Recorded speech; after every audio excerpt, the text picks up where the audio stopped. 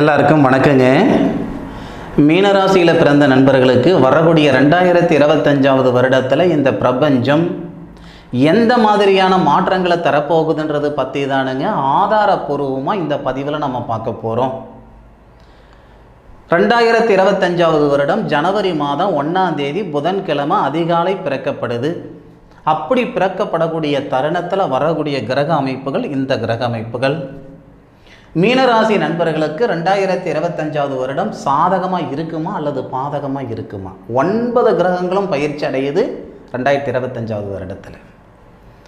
அப்போது இந்த 9 கிரகங்களுடைய பயிற்சி மீனராசி நண்பர்களுக்கு எப்படி இருக்க போகுது முழுமையாக பார்க்க போகிறோம் இந்த பதிவில். அதுக்கு முன்னாடி அனைவருக்கும் இனிய ஆங்கில புத்தாண்டு நல்வாழ்த்துக்கள். மீன ராசியாதிபதி குரு பகவான் ராசிக்கு 3வது பாவகத்தில் இருக்கார். பொதுவாகவே குரு பகவான் ராசிக்கு 3வது பாவகத்தில் இருக்கிறது அந்தளவுக்கு சிறப்பாக இருக்கார். எந்த ராசியாக இருந்தாலும் சரி, மீனராசி மட்டும் என்ன விதிவிலக்கா? ராசிக்கு 3வது பாவகத்தில் குரு பகவான் போனால் கேளப்பா குருபதி 3ல் ஏற கெடிதி மெத்த செய்வேனடா வேந்தன் தானும் ஆளப்பா அகத்திலே களவும் போகும் அப்பனே அரிட்டமடா சிசுவுக்குத்தான். இந்த பலன் 100% கொடுத்துரும். வேலை வாய்ப்பில் தொந்தரவுகளை கொடுக்கும், வீட்டில் களவு போகிற மாதிரி சூழ்நிலைகளை கொடுக்கும், உடல் ஆரோக்கியத்தில் குறைபாடுகள் ஏற்படுத்தும். 3வது பாவகத்தில் இருக்கக்கூடிய குரு பகவான் 3வது பாவகத்தில் வருடப்பிறப்பு அன்னைக்கு சந்திர பகவானுடைய சாரத்தில் இருக்கிறது நமக்கு சிறப்பு. அதுபோக 2025 வருடம் மே மாதம் 15ஆம் தேதி குரு பகவான் 3வது பாவகத்திலிருந்து 4வது பாவகத்துக்கு இடம்பெயர்ச்சி செய்கிறார். இது ஒரு சாதகமான விஷயம். 2025 வருடத்தில் மார்ச் மாதம் 29ஆம் தேதி நம்ம ராசிக்கு சனி பகவான் வராரே, அது சாதகமா பாதகமா? 2025 வருடம் மே மாதம் 19ஆம் தேதி நம்ம ராசியில் இருக்கக்கூடிய ராகு நம்ம ராசிக்கு 12வது பாவகத்துக்கு போகிறார், அது நிச்சயமாக சாதகம். இந்த மாதிரி எல்லா கிரக அமைப்புகளும் கொண்டு தான் துல்லியமான பலன் நம்ம பார்க்க போகிறோம்.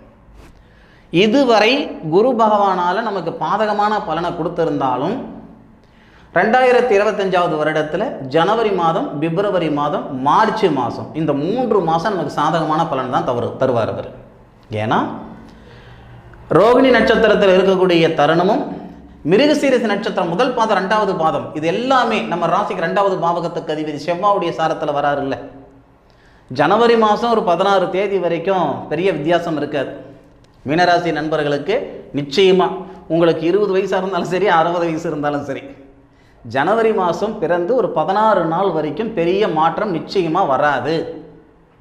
இப்போ என்ன ஒரு மனநிலையில் இருக்கிறோமோ, என்ன ஒரு வாழ்வாதாரத்தில் இருக்கிறோமோ அப்படி தான் இருந்திருக்குமே தவிர பெருசாக நமக்கு மாற்றம் அந்த 16 நாளில் நம்ம பார்க்க முடியாது.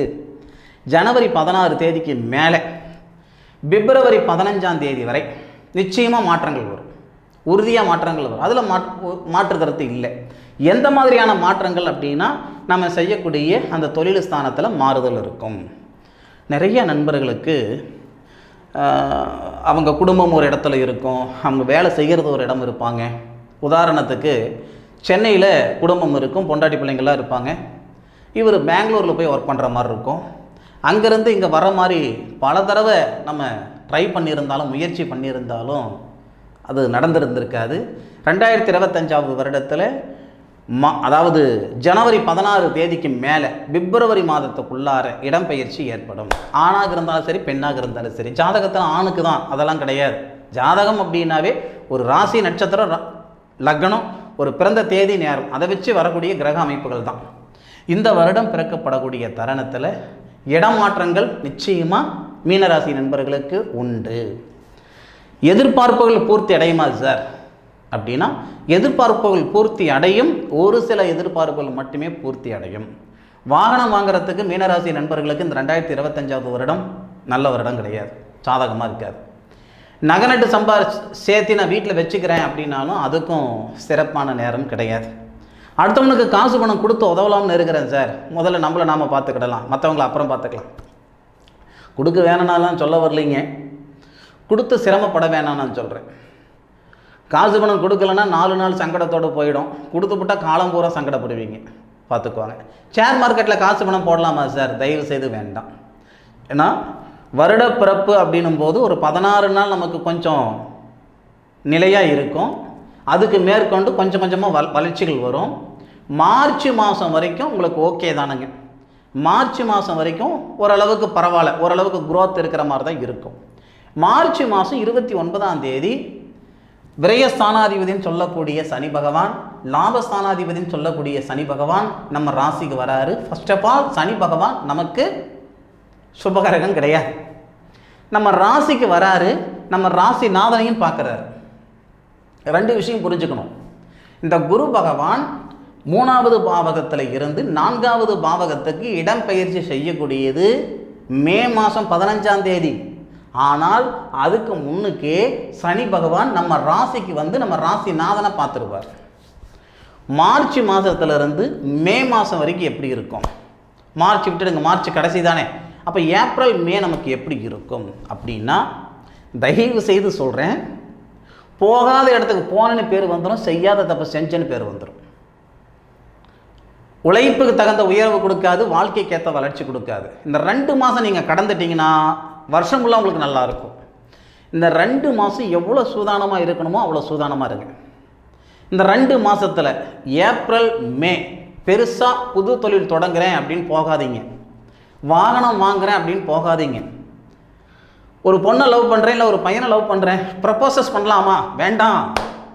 கணவன் மனைவிக்குள்ள பிரிவினைகள் இருக்குது, இந்த நேரத்தில் போய் பேச்சுவார்த்தை நடத்தலாமா? வேண்டாம். ஏன்னா இந்த தருணம் நமக்கு ஏற்ற தருணம் இருக்காது. நம்ம ராசியில் ஏற்கனவே ராகு இருக்கிறார். மீன ராசியில் ராகு எப்போ போகிறார் அப்படின்னா மே மாதம் 19ஆம் தேதி தான் போகிறார் இல்லையா? நம்ம ராசிநாதனாகப்பட்ட குரு மே மாதம் 15ஆம் தேதி தான் பின்னுக்கு போகிறார். சாரி, முன்னுக்கு போகிறார். பின்னுக்கு வரல, முன்னுக்கு போகிறார்.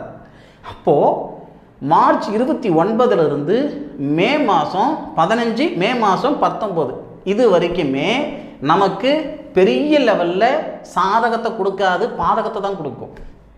இருக்கிற வேலைக்கு பங்கம், புது தொழில் செஞ்சிங்கன்னா அதுக்கு பங்கம், சின்ன சின்ன சங்கடங்கள் ஏற்படுத்தும். அதனால் இருக்கிற நிலைமையிலேருந்து மேலே போகணுன்னாலும் பரவாயில்ல சாமி, இருக்கிற நிலைமையிலேருந்து கீழே போயிட்டோன்னு வச்சுக்கோங்க, ஏறி வர்றது ரொம்ப கஷ்டமாகி போயிடும். அதனால் மீனராசியில் பிறந்த ஆணாக நீங்கள் இருந்தாலும் சரி, பெண்ணாக இருந்தாலும் சரி, சொல்கிற விஷயம் நல்லா மனசில் ஏற்றிக்கோங்க, புத்தியில் ஏற்றிக்கோங்க. தயவு செய்து மார்ச் மாதம் 29 மே மாதம் 19 வரை 2 மாதம் வச்சுக்கோங்க. ஏப்ரல் மே இந்த 2 மாதம் சூதானம் தேவை, முன் யோசனை தேவை, பார்த்துக்கோங்க. சரி, அதுக்கு மேற்கொண்டு ஜூன், ஜூலை, ஆகஸ்ட் இது 3 நமக்கு எப்படி இருக்கும்? ஆகஸ்ட் மாதம் டெஃபினட்டாக நமக்கு நல்லதாக நடக்க போகுது, அதில் மாற்று கருத்து இல்லை. ஏன்னா நம்ம ராசி மேலே வரக்கூடிய வந்திருக்கிற ஆகஸ்ட் மாதம் நம்ம ராசியில் சஞ்சாரிக்கக்கூடிய சனி பகவான் உத்திரட்டாதி நட்சத்திரம் சொல்லக்கூடிய காமதேனு கடவுள் அவதரிச்ச நட்சத்திரத்தில் சனி பகவான் தன்னுடைய சுய நட்சத்திரத்தை வக்ரமடைவார். அப்போது மண்மனை உருவாக்கக்கூடிய தருணமாக இருக்கும். எப்போ? ஜூன், ஜூலை, ஆகஸ்ட் இந்த 3 மாதம். June, July, August.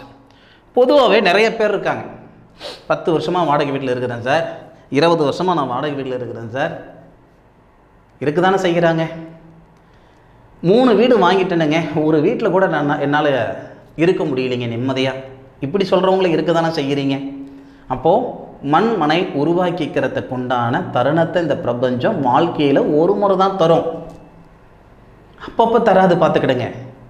காசு பணம் 4 காசு பணம் இல்லாதவங்க சொந்த வீட்டில் இருக்கிறதையும் பார்த்துருக்கோம், தேவைக்கு மேலே காசு பணம் இருந்து சொந்த வீட்டில் இல்லாதவங்களையும் நம்ம பார்த்துருக்கோம். சொந்த வீட்டில் இருக்கிறதுக்கான பிரார்த்தம் இருக்கணுங்க, அது இல்லைன்னா ஒன்றும் பண்ண முடியாது.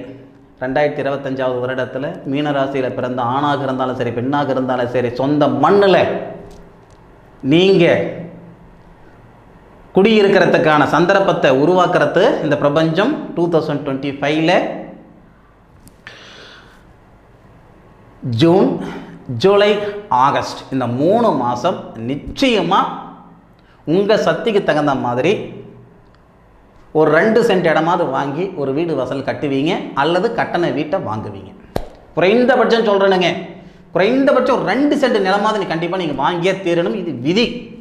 ஏன்னா 7 சனி, அதுவும் ஜென்மத்தில் வருது. நகை நட்டு மேலே நாட்டம் வேண்டாம், வாகனத்து மேலே நாட்டம் வேண்டாம், அசையம் சொத்து மேலே நாட்டமே வேண்டாம். மொபைல் ஃபோனை கூட காஸ்ட்லியாக நான் வந்து ஆப்பிள் வாங்குறேனுங்க, அப்படி வாங்குறானுங்க, 1 லட்ச ரூபாய் வாங்குறேன், 1.5 லட்ச ரூபாய், இதெல்லாம் வேண்டாம் உங்களுக்கு. இந்த தருணத்தில் எந்த அளவுக்கு சிக்கனமாக இருந்துக்கிட முடியுமோ அந்த அளவுக்கு சிக்கனமாக இருந்துக்கிடுங்க. 1 லட்சம் ரூபாய் போட்டு நான் ஃபோன் வாங்குறேன் அப்படின்றது விட அந்த 1 லட்சம் ரூபாய் போட்டு வீட்டில் அத்தியாவசியமான வேலைகள், நான் ஒரு ஏசி வாங்கி போடலாம்னு இருக்கிறேனுங்க, வெயில் காலத்தில் கொஞ்சம் என் பொண்டாட்டி பிள்ளைங்க நிம்மதியாக இருப்பாங்க அப்படின்னு அந்த வேலையை செஞ்சுக்கிடுங்க. வீட்டுக்கு அத்தியாவசியமான ஒரு செலவுகள் என்னவோ அதை செஞ்சுக்கிறதுக்கான நேர காலங்கள் இருக்குது. எப்படி பார்த்தாலும் 2025 வருடத்தில் ஒரு பெரிய லெவலில் நான் காசு பணம் சம்பாரித்து மிச்சப்படுத்தி போட்டேன்னு சொல்கிறதுக்கெல்லாம் இருக்காது. வரவுக்கும் செலவுக்கும் கரெக்டாக போய்கிட்டு இருக்கோம். அத்தியாவசியமான செலவுகளெல்லாம் நம்ம சரிப்படுத்திக்கிடலாம். கடன் பிரச்சனை நீங்குமா சார் அப்படின்னா 2025 தான் நமக்கு நிறைய செலவினம் அதிகமாக ஏற்படும். அதே மாதிரி நிறைய பொறுப்புகள் அதிகமாக வரும் 2025. 2023 சரி, 24 சரி, கொஞ்சம் சாதகமாக தான் இருந்திருக்கும். 2024 இப்போ கூட ஓரளவுக்கு பரவாயில்ல. இன்றைக்கி 4 பேர் இல்லை 10 பேர் வந்தாலும் சோறு போடுற அளவுக்கு தான் இருப்பீங்க. ஆனால் 2025 வருடம் அப்படின்றது உங்களுக்கு செலவினம் கொடுத்தாலும் நிச்சயமாக அத்தியாவசியமான செலவு கொடுக்குமே தவிர அனாவசியமான செலவு சத்தியமாக வராது, நிச்சயமாக வராது. இதுலேயும் 30-32 வயசுக்குள்ளே இருக்கிற நண்பர்களுக்கு, மீனராசியில் பிறந்த நண்பர்களுக்கு கிட்டத்தட்ட ஒரு 70%, 72% பாதகமாக தான் இருக்கும். செலவனம் அதிகமாக கொடுக்குற மாதிரி தான் இருக்கும். ஒரு சில சின்ன சின்ன சங்கடங்கள் ஏற்படுத்துகிற மாதிரி தான் இருக்கும். அதே 32 வயசுக்கு மேலே இருக்கக்கூடிய மீனராசியில் பிறந்தவங்களுக்கு நிச்சயமாக இந்த 7.5 சனி பெருசாக உங்களுக்கு பாதிக்காது. இன்னும் நிறைய பேருக்கு இருக்கக்கூடிய ஒரு விஷயம் என்னென்னா, சனி ஜென்மத்தில் வராரு, ஜென்மத்தில் வரும்போது தொந்தரவு அதிகமாக கொடுக்குமா சார்? ஒருத்தர் செய்யக்கூடிய பாவ புண்ணியத்தின் அடிப்படையில் தான் சனி பகவான பலனை கொடுப்பார். அதை மட்டும் பார்த்துக்கோங்க. 2025 வருடத்தில் ஜூன், ஜூலை, ஆகஸ்ட் இது 3மே நமக்கு சுப விரய செலவுகள் செய்துக்கிறதுக்கு நல்ல ஒரு தருணமாக இருக்கும். அதில் மாற்றுக்கிறது இல்லை. 7.5 சனி வருதே சார், அதில் திருமணம் பண்ணலாமா சார்? தாராளமாக செய்யலாமே. திருமணம் அப்படின்றது உருவம் இருக்கிற செலவு இல்லைங்க, உருவம் இல்லாத செலவு. இடம் வாங்குறேன்னா அது உருவம் இருக்கிற செலவு இல்லை, உருவம் இல்லாத செலவு. இதெல்லாம் ரொம்ப புத்திசாலித்தனம் இந்த மாதிரி விரைய செலவுகள் பண்ணுறது. அதே மாதிரி மீனராசியில் பிறந்த நண்பர்களுக்கு சுய தொழில் செய்யணும் அப்படின்ற ஒரு ஆசை இருக்குது, ஆதங்கம் இருக்குன்னா இந்த நேரத்தில் உங்களுடைய ஜாதகத்தில் அதுக்கான பிராப்தம் இருந்தால் மட்டும் செய்யுங்க. கோச்சார கிரக அமைப்புகளை வச்சு சுய தொழில் செய்கிறது சரி வராது, அதை மட்டும் கொஞ்சம் பார்த்துக்கோங்க. சரி, வீடு வாங்குறதுக்கான வாய்ப்பு கொடுக்கும். அதுபோக அத்தியாவசியமான பொருட்கள் என்னவோ அதெல்லாம் செஞ்சுக்கிற மாதிரி சூழ்நிலைகள் கொடுக்கும். வேலை வாய்ப்பில் ஃபஸ்ட்டு மாற்றங்கள் ஏற்படும். ஃபஸ்ட்டு உங்களுக்கு ஒரு டேட் சொன்னேன், அதிலெல்லாம் மாற்றங்கள் வரும்னு சொன்னேன். ஆகஸ்ட் மாதத்துக்கு மேற்கொண்டு செப்டம்பர், அக்டோபர் அந்த 2 மாதம் நமக்கு எப்படி இருக்கும்? பொதுவாக பூர்வீகத்தில் இருக்கிறது அந்தளவுக்கு நமக்கு சிறப்பாக இருக்காது. மீனராசி நண்பர்களுக்கு அக்டோபரும் சரி, செப்டம்பரும் சரி, இந்த 2 மாதம் எதுக்குன்னா நம்ம பூர்வீகத்திலிருந்து வெளியே வர்றதுக்கு உண்டான ஒரு தருணம். பூர்வீகத்தில் இருக்கணும்னா அதுக்கு பிராத்தம் இருக்கணும்னு சொல்லுவாங்க. அந்த பிராத்தம் நிறைய பேருக்கு இருக்கிறது இல்லைங்க. இன்றைக்கி மிஷின் வாழ்க்கை வாழ்கிறது தான் அதிகமாக இருக்குது நிறைய பேருக்கு. இந்த மீனராசியில் பிறந்தவங்க பூர்வீகத்தை விட்டுட்டு வெளியே வர்றதுக்கான சூழ்நிலையே உருவாகலை சார். ஏதோ ஒரு கமிட்மெண்ட்லேயே நான் மாட்டிக்கிட்டு இருக்கிறேன். 2ஆம் தேதி சம்பளம் வருது, 40,000 ரூபாய் சம்பாதிக்கிறேன். 3ஆம் தேதி காலையில் பையில் ஒரு 10 ரூபாய் இல்லை சார் இப்படின்னு சொல்லக்கூடியவங்க மீனராசியில் இருக்க தான் செய்கிறீங்க. செப்டம்பர் மாதம், அக்டோபர் மாதம் இந்த 2 மாதத்தில் பூர்வீகத்தை விட்டுட்டு வெளியே வந்தீங்க அப்படின்னா நிச்சயம் நல்லா இருக்கும். அதுக்கு கொஞ்சம் பிளான் பண்ணிக்கோங்க. செப்டம்பர், அக்டோபர் அதுக்கு முன்னுக்கு மாறலாமா சார்? மாறிடலாம், தப்பில்லை. அதிகபட்சம் அந்த செப்டம்பர், அக்டோபர்லையாவது இடமாற்றங்கள் செய்கிறது உண்மையிலேயே ரொம்ப ரொம்ப நல்லது. தகப்பனுடைய சம்பாதனையில் இல்லாமல், தாத்தனுடைய சம்பாதனையில் இல்லாமல் உங்களுடைய சம்பாதனையில் இருக்கிறது நல்லது. அல்லது வாடகை வீட்டில் இருந்துக்கிட்டால் கூட உங்களுக்கு இந்த நேரம் நிச்சயம் பாதகத்தை கொடுக்காது, சாதகத்தை கொடுக்குது, கொடுக்கல, அது அப்பாற்பட்ட விஷயம். நல்லது நடக்குது, நடக்கல, அது அப்பாற்பட்ட விஷயம். கெட்டது நடக்காமல் இருக்கும். இருக்கிற நிலைமையிலேருந்து மேலே போகலனாலும் யாரும் ஒரு கேள்வி கேட்க போகிறதில்லை.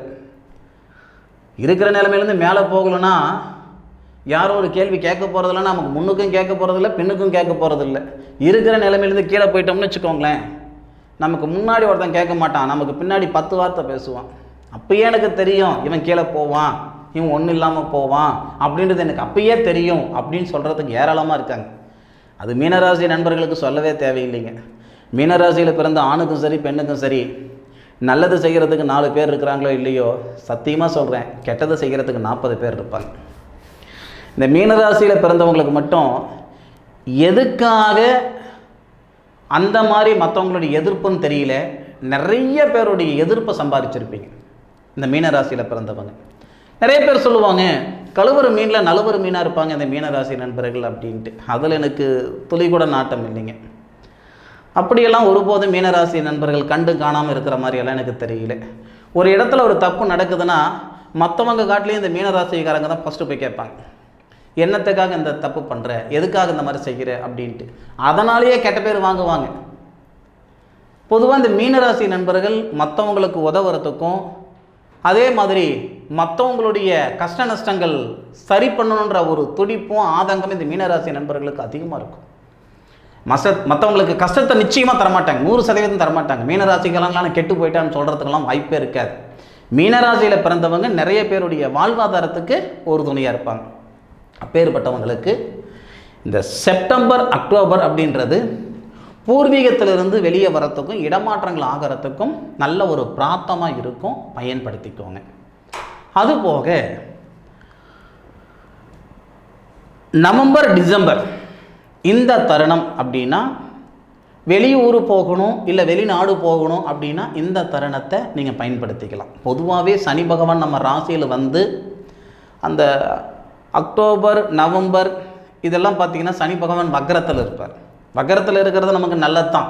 12வது பாவகத்துக்கு அதிபதி வக்கரத்தில் இருக்கக்கூடிய தருணத்தில் அந்த நேரத்தில் நம்ம ராசி அதிபதி 4வது பாவகத்துக்கு போய் திருவாதிரை நட்சத்திரம், சிவன் அவதரிச்ச நட்சத்திரம், சிவபெருமான் அவதரிச்ச நட்சத்திரத்தில் குரு பகவான் நம்ம ராசிநாதன் இருந்து சனி பகவானுடைய ஆதிக்கம் சொல்லக்கூடிய மீன ராசிக்கு 12வது பாவகத்தை பார்ப்பார்.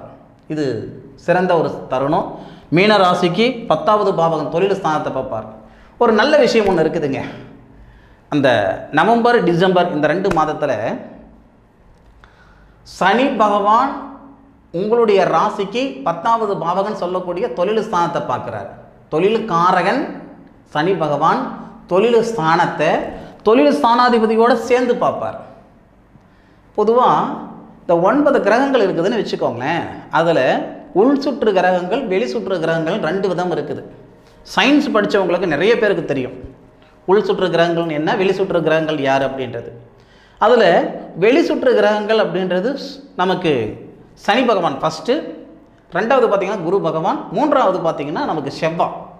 இந்த 3 கிரகம் பார்த்திங்கன்னா வெளி சுற்று கிரகங்கள். இவங்களுக்கு மட்டுமே 3 பார்வை இருக்கும்.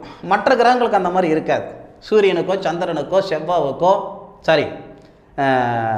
ராகுக்கோ அல்லது வந்து சுக்கிரனுக்கோ புதனுக்கோ இதெல்லாம் 3 பார்வை வராது. எல்லாருக்கும் ஒத்த பார்வை, ஒரே பார்வை தான். ராகு கேது கூட 3 பார்வை இருக்குன்னு சொல்கிறாங்க. அவங்க நிழல் கிரகம் அவங்களுக்கு பார்வையே இல்லை அப்படின்னு சொல்கிறவங்களே இருக்காங்க.